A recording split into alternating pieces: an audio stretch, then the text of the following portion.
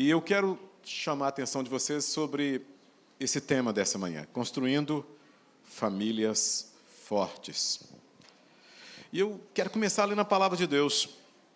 Salomão disse: se o Senhor não edificar a casa, em vão trabalha os que edificam, ou se o Senhor não guardar a cidade, em vão vigia a sentinela, inútil.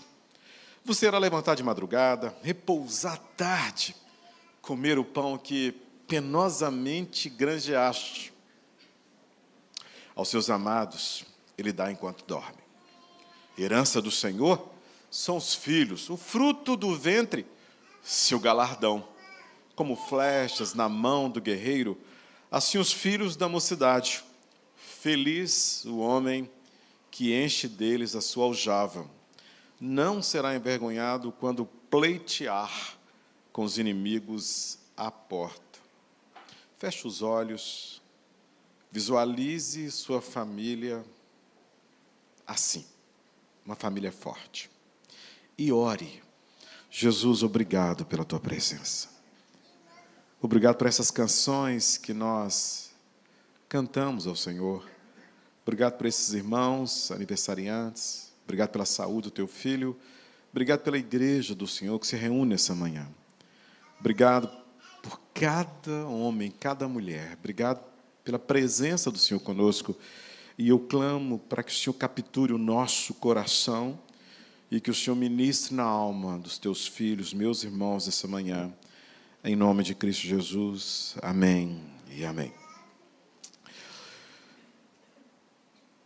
Pesquisas têm constatado e afirmado que uma das maiores fontes de felicidade na vida de alguém é a família. Por mais disfuncional que seja, por mais traumático que seja o convívio em algumas casas, mesmo assim, a família continua sendo uma das maiores fontes de felicidade. Contrastando com essa resposta, essas mesmas pesquisas também nos dizem que a maior fonte de frustração, de decepção na vida das pessoas é justamente lidar com problemas familiares. Aquilo que restaura, aquilo que energiza, aquilo que impulsiona, aquilo que cura, também pode adoecer. Pode enfraquecer, pode gerar desânimo e, em muitos casos, até um conceito de que eu não vou constituir família. Eu vou viver assim como eu estou vivendo. Ou seja, a qualidade da família influencia todas as outras partes da vida de qualquer pessoa. Se tem qualidade, essa pessoa tende a ser emocional, intelectual, espiritual, relacional, profissional, academicamente, tende a ser. Tem exceções? Não é essa dúvida. Então, tanto no Antigo quanto no Novo Testamento, revela a família como essa unidade básica da sociedade. Eu sei que você sabe disso e, às vezes, a gente acaba se perdendo no saber. Mas é isso mesmo. A gente pega no VT, pega no NT, a gente vai percebendo que essa família está ali colocada como essa unidade, essa massa. E quando se fala de sociedade, nós temos essa macro, mas temos essa micro. Temos essa sociedade que se reúne aqui agora. Temos um grupo pequeno, por exemplo, uma sociedade, uma micro-sociedade. Então, conforme essa família está, essas sociedades diversas, ou essa macro-sociedade, vai refletir. Okay? Então, a família é uma unidade corporativa que serve como centro de treinamento social e espiritual. Deveria ser, mas a gente acaba terceirizando. Mas ali é um bom lugar, porque a gente convive muito tempo nesse lugar. E já que tem uma convivência maior e uma interação com todos, dá para aprender, e muitos estão aprendendo. Aprendendo, inclusive, o que não vai ajudar, mas está aprendendo. Mas a família, ela funciona como esse centro de treinamento social e religioso. Talvez você não percebeu. Mas as memórias afetivas, as boas lembranças, as boas práticas, a gente absorve nesse lugar, nesse centro de treinamento chamado família. Ou seja, em outras palavras, conforme a família avança, a sociedade avança. E aí você olha para essa sociedade chamada Brasil, composta de muitos Brasis. Esse Brasil é o que é, porque nós somos o que somos. O Brasil é o reflexo da nossa micro-sociedade. A igreja é o reflexo dessa micro-sociedade chamada família. Ou seja, conforme a família avança, a igreja avança, a escola avança, Jardim Camburi avança. O Brasil avança, não é verdade? E eu me lembro de uns atores palhaços que comicamente falavam: esse é o Brasil que vai para frente. Porque a família vai para frente, infelizmente, né? Isso me refiro aos Trapalhões na década de 80. Então, essa família deveria ser, ou é, a primeira e mais significativa influência no treinamento espiritual dos nossos filhos. Deveria ser, eu espero que seja. É ali que a gente aprende 3 palavrinhas só. É ali que a gente aprende Jesus chorou. É ali que a gente aprende e os mandamentos, não, não, não, e por quê, por isso, por isso, por isso. Deveria ser. E mesmo que não haja esse ensino sistemático, né, formal, o modelo está ali. Aliás, você acabou casando ou com seu pai ou com sua mãe, inconscientemente. E o pior é que esse genitor está dentro da gente. Esse genitor bom, esse genitor mau, por isso que a gente repete comportamentos. Agora, dica para você, paizão, se você tem menina, essa menina, você já escolheu o genro. E esse genro é igual a você. Agora, que tipo de marido você é? Minha irmã, se você tem brother, você já escolheu genro, é óbvio. Esse é claro, já escolheu nora também. Nora, desculpe. E que tipo de nora essa menina vai ser? Igualzinho você. Inevitavelmente. Ou seja, tem um lado bom, mas tem um lado negro da força, não é verdade? É ali, Jornada nas Estrelas está dentro da gente. Então, nós imitamos nossos pais, nós carregamos nossos genitores, e nossos meninos carregam a gente por onde quer que eles estejam. Então, essa família deveria ser, ou seja, a primeira e mais significativa influência no treinamento dos nossos filhos, deveria ser. Os filhos que nós criamos hoje serão os líderes de amanhã. É por isso que a estrutura familiar, o significado dessa família, estão sendo o quê? Totalmente atacados. Não me refiro a uma agenda progressista, esse negócio está desde o Éden, ok? A agenda progressista agora é só um contexto que nós estamos vivendo de política e pela América Latina afora e mundo afora, mas esse negócio é antigão e antigão mesmo. Existem pessoas que não respeitam mais a visão de família, e eu lido com isso, você lida com isso, o importante é a gente defender a família. Aliás, a igreja é a sociedade hoje que defende a família, a única, especialmente a igreja protestante, apesar dos papas e papas e papas e papas. Então, muitos veem esse ataque moral, esse ataque moderno, esse ataque espiritual, para redefinir o quê? A família como algo novo, mas não é. Então, tudo começou com Adão e Eva, tudo começou lá no Jardim do Éden. No livro do Gênesis, então, primeiro livro da Bíblia, nós vemos o ataque maligno de Satanás contra essa família, quando ele tentou Adão e tentou a Eva a agir independentemente da palavra e da vontade de quem? Do Criador. A palavra de Deus para suas próprias vidas. Mas a pergunta continua, a reflexão também. Como anda a sua família?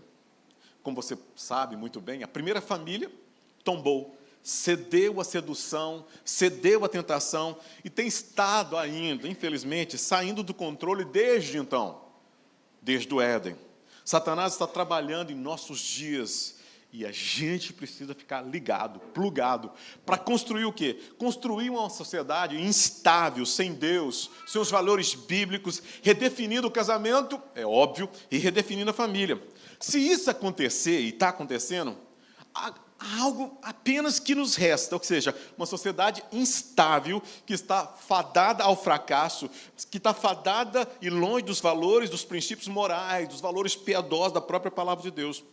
Então, para enfrentar que isso aconteça, é imprescindível que a gente decida construir famílias fortes. Agora, eu pergunto, você está afim? Você se voluntaria? Você se inscreve? Você se coloca nesse lugar? Como é uma família forte? O que é que caracteriza uma família forte? O que as famílias fortes fazem? Então, eu quero mostrar para vocês algumas características de marcas de uma família forte. Em primeiro lugar, é necessário que, para que a família ou a sua família se torne forte, é fundamental que você cultive e introjete o poder do exemplo. A palavra de Deus diz, em Tito capítulo 2:7, que teu modo de agir seja exemplar em tudo. Na teologia, mostra integridade, sobriedade. Meu querido irmão casado, minha irmã casada, você que vai casar um dia, no nome de Jesus, para que a sua família se torne uma família forte, você precisa cultivar o poder do exemplo.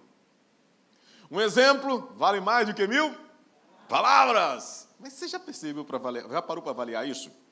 O que os seus filhos veem em você fazer, à medida que crescem, é o que você verá e testemunhará, provavelmente, fazendo quando estiverem grandes. O que nossos meninos estão vendo hoje? É o que nós vamos ver, testemunhar, esses meninos fazendo amanhã. Então, é necessário você dar uma freada e fazer um autoexame, uma leitura subjetiva. O que seus filhos veem modelando em seu personagem? Eles veem a verdade? Eles veem honestidade, eles veem integridade, eles veem generosidade, eles veem amor, eles veem espiritualidade, eles veem generosidade, eles veem afeto em ação, ou eles veem o antônimo disso. Eles têm exemplos saudáveis de honestidade, de integridade em ação. Eles têm exemplos saudáveis de habilidades para a resolução de conflitos. Você aprecia, você promove sua singularidade, você modela e incentiva a experiência saudável e expressão de emoções na sua casa, ou você reprime, aqui é seu pai, aqui é sua mãe, com o dedo em riste, eu sou autoridade. Pessoas inseguras gostam de fazer assim. Eu sou autoridade. Eu sou o homem dessa casa, ok? O maior presente, então, que nós podemos delegar ou deixar como legado aos nossos filhos, dar ao nosso filho, é quem nós somos. Agora, quem nós somos se revela nas nossas palavras e nos nossos comportamentos. A nossa subjetividade, ela está sendo revelada a todo instante. Ou seja, ainda que você resista, não me imite, inevitavelmente, seu menino vai te imitar. As pessoas vão te imitar. O estilo de vida que nossos filhos nos veem como modelos diariamente é muito mais poderoso do que aquilo que nós estamos falando. Inclusive, desliga a televisão, não acessa a internet, desliga o WhatsApp, ou seja, vai ler, vai estudar, vai orar, vamos para a igreja.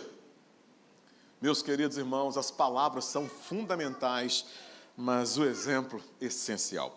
Ambos são importantes, mas deve haver congruência entre conversa e caminhada, entre ensino e ação. Então, modele, cultive o poder do exemplo na sua casa. Isso vai fortalecer essa família. Mas uma segunda marca de uma família forte é que nós devemos, para que essa família se torne forte, nós devemos dar o tempo de presente. É isso mesmo. Nós devemos dar o tempo de presente. Para quem? Para aqueles que estão ao nosso entorno, o nosso cônjuge e os nossos meninos. Ouçam o que a palavra de Deus diz em Deuteronômio capítulo 6, 6 e 7. Que todas essas palavras que hoje lhe ordeno estejam em seu coração. Ensine-as. Olha só, como é que eu vou ensinar sem tempo? Ensine-as com persistência aos seus filhos. Converse sobre elas. Quando estiver sentado em casa, pare. Quando estiver andando, aproveite o dia a dia. Quando se deitar, conte histórias. E quando se levantar na mesa, puxa vida, que criatividade. Ou seja, a maioria das crianças, e nós tivemos aqui talvez dezenas, 25 crianças aqui em cima, elas conhecem a palavra amor por meio da seguinte soletração. Letra T, letra E, letra M, letra P, letra O. Elas conhecem amor por meio da palavra tempo. E que tempo nós temos doado aos nossos filhos? Que tempo nós temos doado ao nosso cônjuge? Isso mesmo, o tempo é como a maioria das crianças soletra a palavra amor. Você pode dar aquele super mega max power plus brinquedo, ainda que lúdico, mas se não tiver tempo, esvai-se. Escapa tudo.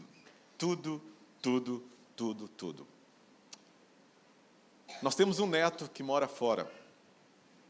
Nasceu na gringa, agora mora na Argentina. E a gente não vê o nosso neto, senão. Mas nós amamos. E eu e Sheila decidimos que nós temos uns 60 a 80 netos. Fixos são 60 crianças. Lá na 8ª Castelo. E a gente ajoelha para beijar. A gente vai nos aniversários. A gente impõe as mãos. Shirley leva a ter Brown, quando ela está de plantão na classe infantil. Gente, olha que legal. A gente precisa cultivar o amor chamado tempo. Ou seja, em meio a essa coisa difícil, eu não tenho tempo, há tantas coisas que eu tenho que fazer e é necessário, a gente tem muita coisa, tem uma guerra para guerrear, a gente precisa descobrir, cultivar, ganhar, aproveitar para que a gente possa ministrar ao coração dos nossos familiares, do nosso cônjuge, dos nossos filhos. Então, por que é tão difícil? É porque nós estamos ocupados demais. A gente está ocupado demais. Eu tenho uma barraca em casa que é antigona, mas nos meninos tem registro de acampamento que nós fizemos. Nós tínhamos algumas armas, e eu sou TDAH, graças a Deus, e todo TDAH, todo TDAH, ele tem um índice de criatividade incrível, incrível. E a gente criava coisas, e os meninos sabem muito bem. Não tinha grana, mas tinha tempo. Você precisa reinventar a roda nessa casa e cultivar, dando tempo de presente. Se você deixar esse legado, as memórias afetivas serão cultivadas e jamais apagadas. Eu tenho um filho de 35, um de 29, e de vez em quando a gente se pega lembrando de algumas coisinhas, né? Não é bem? Graças a Deus. Então, não é realidade para nós que sempre largar tudo e atender as demandas dos nossos filhos. A gente não tem como fazer isso. Mas nós precisamos, então, lembrar que as crianças não têm o mesmo tempo, o mesmo senso de tempo que nós. Então, como nós podemos ganhar tempo? Como investir isso? Uma maneira é reservar momentos especiais para eles. Ou seja, reconheça quando acordarem de manhã, ou quando voltarem da escola, por exemplo, ou quando você parar hoje para almoçar com essa pessoa adulta, jovem, adolescente, junior ou criança, apenas aproveite esse momento. Outro, separe um tempo de qualidade em determinados horários, ou durante a semana, um dia na semana, ou durante alguns momentos do dia ou da semana, mas dê o tempo de presente. E ao fazer isso, você vai estar fortalecendo a sua família. A terceira marca, então, de uma família forte é liberando o poder do amor nutritivo. Existem dois tipos de nutrição. E o mundo morre por falta de nutrição emocional. Existe a nutrição física, aquele café ali agora. Mas existe um outro tipo de nutrição. Os gringos são meio bolinhos, você já viu, né? Os meninos gringos, não que eu tenha nada contra isso, mas na gringa, por exemplo, que é Estados Unidos, o pessoal é desnutrido emocionalmente. Mas não é só lá. Às vezes eu acho que tem mais desnutrição emocional na América do Norte do que em alguns países da América Latina, ou até mesmo talvez da África, talvez, hipoteticamente. Mas é necessário, então, que a gente libere o poder do amor nutritivo, gente. Ouça o que a palavra de Deus diz, escrita pelo médico, doutor Lucas. E levantando-se foi para o seu pai. Eu vou falar sobre isso hoje à noite. E o tema da noite vai ser resolvendo conflitos em família. E levantando-se foi para o seu pai, vinha ele ainda longe, quando seu pai o avistou, correndo, levantou a roupa, ele era um aristocrata, correndo, o abraçou e o beijou. Beijou o cangote do menino. O mais novo, aquele menino que era emocionalmente saudável, o mais velho era emocionalmente doente. Mas ele resolveu sair, e lá o Espírito Santo convence, ele volta, e o pai o abraça. Meu Deus, há quanto tempo você não libera esse beijo, esse abraço no cangote da sua menina? E divide essa menina em partes. Cabeça, membros superiores, você divide então orelha, nariz, cabelo, testa, olhos, boca e tudo. Você é linda, minha filha. E o menino também. Hoje nós estávamos com o André ali, e eu virei para o André, André, seu cabelo é lindo. Nós estávamos com alguns Davis. A gente então precisa aprender a dizer, eu te amo. Nós temos dois meninos diferentes, você já sabe, já falei. Mas o Lucas, ele derrama afeto. O Lucas, ele chega já beijando e às vezes já abaixa a cabeça com uma ovelha para ser beijado com 29 anos. eu em particular, sou sinestésico, eu sou assim do toque. E Lucas, então, nem se fala. Chile também, graças a Deus, Felipe também, cada um com a sua peculiaridade, mas você precisa aprender a dizer, eu te amo. Eu te amo pelo que você é, não pelo que você faz. Eu te amo porque você ainda não passou na Federal de Medicina. Eu te amo porque você insiste, eu te amo porque você é meu filho. Essa casa era boa, mas quando você chegou, o negócio ficou melhor. Diga, eu te amo.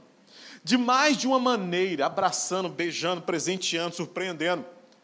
Eu faço trilhas, eu tenho algumas facas, eu ganho faca, e comprei uma faca recentemente, muito boa, faca inclusive de ataque, e meu filho tem algumas facas, por quê? Ele me ama, eu amo, e a gente se identifica. E ele virou para mim recentemente, pai, você me dá uma faca dessa? É claro, na hora, vamos escolher aqui, meu filho. 200 e poucos reais só, por que não? Mas ele virou para mim e falou assim, pai, ganhei um relógio lá no posto, e eu não uso. Quer? Você sabe que eu não uso, vou dar para alguém. Mas vou trazer para você. É assim. Diga eu te amo de várias maneiras. Nós precisamos, então, no nome de Jesus, liberar o poder desse amor nutritivo, irmãos. Então, quando nós assim aprendemos, é fundamental. E quando nós lemos capítulo 5 de Efésios, o apóstolo Paulo, então, dá alguns conselhos sábios para maridos e esposas sobre isso também. Ele, então, nos fala de duas atividades principais em um relacionamento amoroso que são aprendendo a valorizar e a nutrir a outra pessoa. A linguagem de amor da Shirley não é serviço, nem é toque. A minha é. Shirley é palavra de afirmação e serviço. Então, a gente precisa liberar isso no nome de Cristo Jesus. Quando você ama algo, significa que você valoriza e se preocupa com isso. Então, é importante para você. No entanto, você não pode, às vezes, expressar somente. Então, invente. É aí que entra o nutrir. Nutrir é um termo de ação, que analisa o que realmente eu faço. Então, libere esse amor nutritivo. Envolva essa pessoa. Ou seja, nutrir envolve ir além da atitude em relação à ação. A nutrição de qualidade envolve parar, envolve olhar, envolve ouvir, envolve estudar a pessoa de maneira especial. Eu te amo pelo que você é. Se você quer uma família forte, então cultive o amor nutritivo. Quarto lugar, ou quarta marca. Para você, então, fortalecer sua família, cultive um ambiente encorajador agora para os filhos especificamente. Um ambiente encorajador. Ouça o que Salomão diz. Educa a sua criança no caminho em que deve andar. E até quando envelhecer, não se desviará dele. Meus queridos irmãos, pais, companheiros na estrada de Emaús, na paternidade. Ouça então. Um ambiente encorajador é aquele em que nós passamos tempos construindo e incentivando quem? Nossos entes queridos, naquilo que eles precisam. E você começa a analisar, e você vai conhecendo, e você então decide, à luz da palavra de Deus, eu vou encorajar, eu vou empurrar para frente, eu vou impulsionar, eu vou chamar para dar um passo adiante, e eu vou com ele, eu vou com ela, no nome de Cristo Jesus. É aquele em que nós honramos, quando nós falamos respeitosamente com eles. A gente fica irado, e eu vou falar sobre a ira já já. A gente expressa essa ira, a gente corrige, mas a gente encoraja no nome de Cristo Jesus. Um ambiente encorajador é aquele em que nossa ênfase está em pegar aqueles que amamos, fazendo o bem, em vez de pegá-los cometendo somente o erro. Você não deve fazer vista grossa aos erros, mas você deveria encorajar os acertos. Nós deveríamos encorajar os acertos no nome de Cristo Jesus. Não tirou 9, mas passou. Glória a Deus. Parabéns. E assim por diante. Então, nós precisamos fortalecer dessa maneira, ou seja, cultivando um ambiente que gera encorajamento, porque a pressão é muito grande. Eu falei enquanto estávamos reunidos ali em outro ambiente. Você que tem filha junior, Lucas nos ajudou a entender isso. Há uma pressão sobre nossas meninas juniores, desta igreja, sua menina. A sociedade cobra que essa menina seja bonita, inteligente, desejável, rica, magra, desculpe, tiro rica, magra, inteligente, bem-sucedida financeiramente, e não pode ser BV, bem-sucedida, e não pode ser boca virgem. Agora, olha para sua menina, ainda que ela seja tudo isso, você acha que ela acredita que é?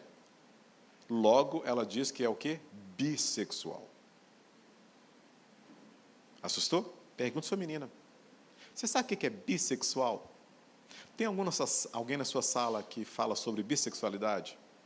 Agora, se você está enfrentando problema com seu marido ou com sua mulher, esse negócio toma forma. E essa forma introjeta comportamento nessa menina. E às vezes, está faltando o quê? Você é linda. Você é tão inteligente. Puxa vida, que presente Deus nos deu quando você nasceu. Seu cabelo é maravilhoso. Suas orelhas singulares. Por exemplo, estou falando para as meninas. Seu nariz, sua criatividade, seu humor. Meus irmãos, uma menina dessa pode até apaixonar, mas não vai se entregar. Então, nós precisamos criar esse ambiente encorajador nas nossas próprias casas, sem falar também para os nossos meninos. Precisamos encorajar nossos meninos. Lembramos de um fato comum, corriqueiro na nossa casa. Lucas, talvez com 4 anos, me ajude, Sheila está me ouvindo muito bem. Mas ainda na primeira infância, que vai de 0 a 6, as pessoas elogiavam Lucas e diziam, você é lindo. Tinha quantos anos isso? De 1 a 3. Sabe o que ele respondia? Eu sei.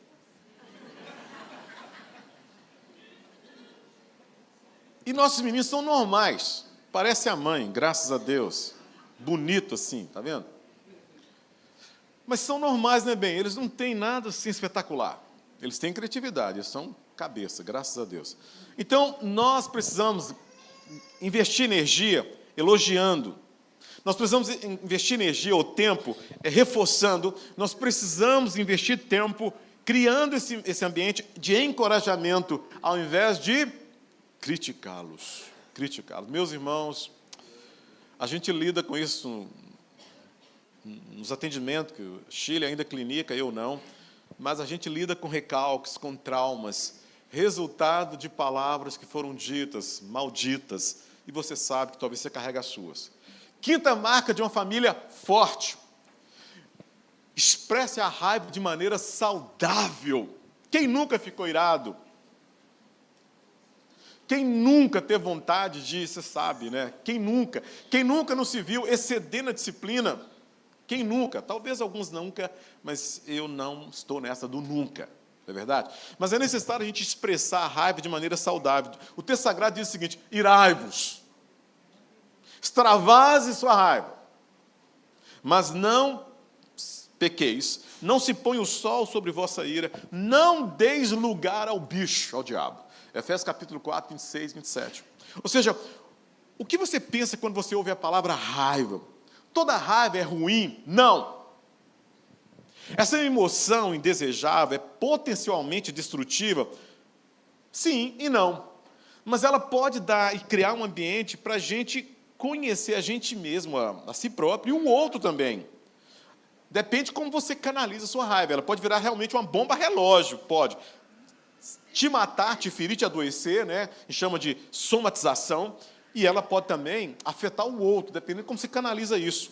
Mas um lar saudável, uma família forte, é onde as pessoas expressam a raiva de maneiras saudáveis. Eu me lembro certa vez, eu acordo muito cedo, e às vezes eu ligava meu... Agora nós temos uma Alexa, mas eu ligava e gosto de ouvir músicas. E eu ouço música... Às vezes vaza para os quartos. E eu me lembro certa vez que o Lucas, ao ser acordado com o volume da música que eu estava ouvindo, que ele não gostou, e eu que acordei, e você já sabe o que o Lucas falou. E às vezes eu tenho que retratar, e ainda me retrato, né? Mas essa ocasião já tem um tempo. Então é necessário a gente criar esse ambiente onde as pessoas possam expressar a sua raiva. Ou seja, a verdade surpreendente a respeito da raiva é que quando a pessoa, então, entende a raiva e ela entende que ela pode expressá-la de maneira saudável, pode ser o quê? Um grande aliado e realmente levar essa pessoa a um aumento de confiança nesse ambiente onde ela está lidando, quer seja com amigos, quer seja com seus pais, quer seja com o próprio cônjuge, ou seja, pode promover maior intimidade nos relacionamentos e esse relacionamento tornarem-se mais fortes.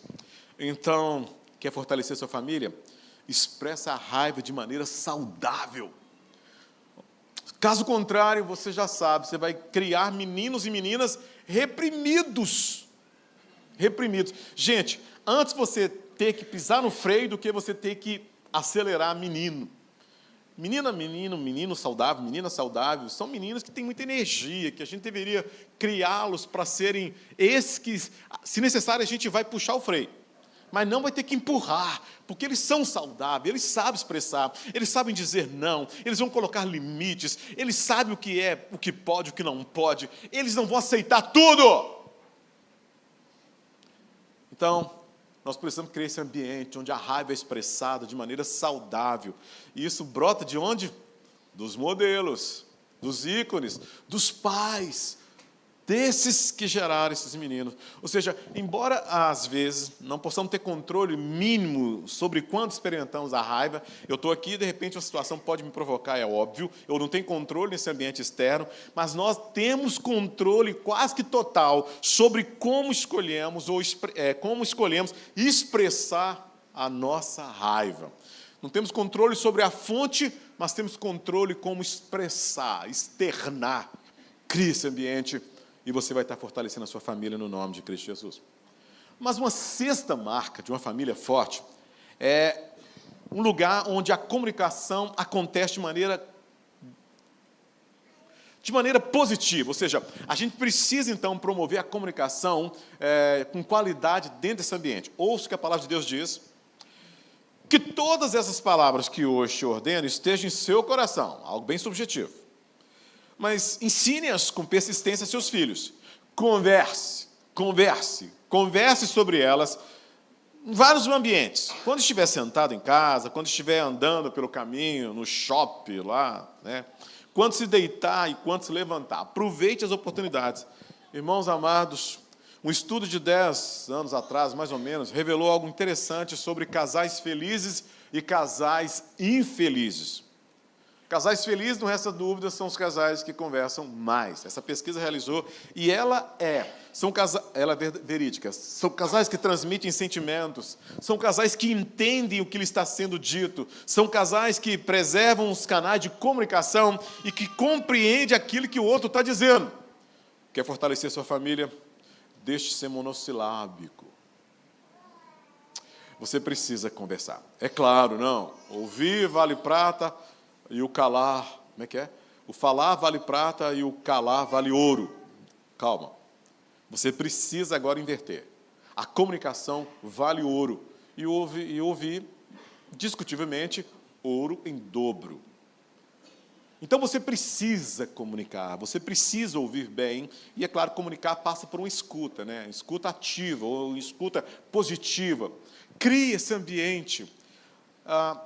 Tente criar um ambiente onde as pessoas possam nomear seus sentimentos, onde elas não serão reprimidas por aquilo que elas vão falar, onde você começa a entender que o corpo fala, que mesmo ela não estando verbalizando oralmente, é possível que o seu corpo esteja falando e você pode se interessar e manter-se atento àquilo que está sendo dito por meio de um gesto, de um comportamento, talvez de uma expressão de birra, aparentemente, por exemplo, ou de rebeldia, por exemplo. O que é que essa criança diz? Por exemplo, uma criança que está sujigando, né, ou violentamente querendo ter um comportamento que você precisa contê-la, por exemplo, ela está muito brava. O que essa criança está dizendo? O que eu preciso dizer para essa criança, para o meu cônjuge, para o meu menino jovem, adolescente? Irmãos amados, como uma boa comunicação não acontece naturalmente, as famílias inteligentes, elas o quê? Às vezes elas costumam reservar horários. vai ser para passar creme nos pés, vai ser para a gente brincar, vai ser para a gente conversar, vai ser para a gente contar histórias, vai ser um momento aqui onde a gente vai falar livremente. Quer fortalecer sua família? Fortaleça a comunicação. Sétimo último lugar. A sétima marca que eu quero trazer para vocês nessa manhã é que para você fortalecer a sua família, e eu quero convidar você para a noite, porque eu vou tratar desse tema de forma ampla, resolvendo os conflitos. O texto sagrado em Provérbio diz: quem se nega a disciplinar e repreender seu filho, não o ama. Quem o ama, de fato, não hesita em chegar junto, em corrigi-lo. Irmãos amados, nós não podemos negar. A família é nossa. Amém, irmãos? Amém. A família é nossa. Amém. Aliás, vou dizer, a família é sua. Amém. Pronto. A sua não é minha, não. A minha é minha. Já que a família é sua, quem é que tem que resolver esses problemas? É óbvio. Tá, aí você fala, é o meu cônjuge, esse negócio é nosso, é quem está ali, quem está lidando primeiramente. Isso passa-se por quem está cuidando e passa por essa figura que a gente chama de lei. A lei a lei funciona melhor quando ela emana da figura masculina. Mas na ausência dessa figura masculina, essa mãe pode exercer a função de lei, mas tem que resolver os conflitos em família. A maioria de nós não aprendeu o valor dos conflitos, mas o conflito ele tem um valor tremendo para todos nós. Entendemos mal o potencial e podemos, às vezes, interpretar como algo ruim esse negócio chamado conflito. Mas quando nós começamos a tratar as demandas familiares, a gente vai investir nessa família e fortalecer essa família. Então, na próxima vez que o conflito surgir na sua família, olhe para esse conflito de maneira diferente. Primeiro, estabeleça seu objetivo principal em entender outra pessoa. Você precisa se colocar no lugar da outra pessoa. Chama-se empatia. Reserve alguns minutos para você conhecer, discutir, definir o conflito e depois ouvir, é óbvio, depois de ouvir. Segundo, pergunte a si mesmo, qual é a minha participação nesse conflito? Eu sou responsável em que sentido? Proporcionalmente. Muitos de nós acham mais fácil identificar a contribuição da outra pessoa. Inferno é você e eu sou céu. Não. Veja a sua participação, a sua responsabilidade. É fundamental você se encontrar nesse conflito. Terceiro, comprometa-se a entender como é o problema aos olhos do outro. E a gente, então, parte para a oração, parte para um diálogo e parte, é óbvio, para a ação. Caso contrário, o conflito vai persistir. E quando nós não tratamos, o negócio cresce. 3 atitudes negativas, infelizmente, 3 atitudes devemos avaliar. Fingir, fugir ou encarar. Fingir, fugir, posterga. Quando a gente encara, dói, mas resolve. Meu querido irmão, minha querida irmã, você filho, vocês pais, se nós queremos famílias fortes, nós precisamos olhar para essa família com um olhar bíblico. E, é claro, tudo que nós falamos aqui, nós extraímos da própria palavra de Deus. E ao agirmos assim, irmãos, sob oração, sob dependência do Senhor, pela graça de Deus, nós poderemos redirecionar essa família. Nós poderemos agora dar um norte novo para essa família. E se é isso que você quer, é isso que Deus quer, porque não é isso que a sociedade quer. Por isso eu quero encorajar você nessa manhã a arregaçar as mangas, como eu fiz hoje ao dobrar as mangas dessa camisa. E dizer para si o seguinte: Deus, não vou trocar de família, não. Eu amo essa família, eu agradeço por essa família, eu vou me posicionar nessa família para que essa família glorifique o Senhor no nome de Cristo Jesus. Amém, irmãos?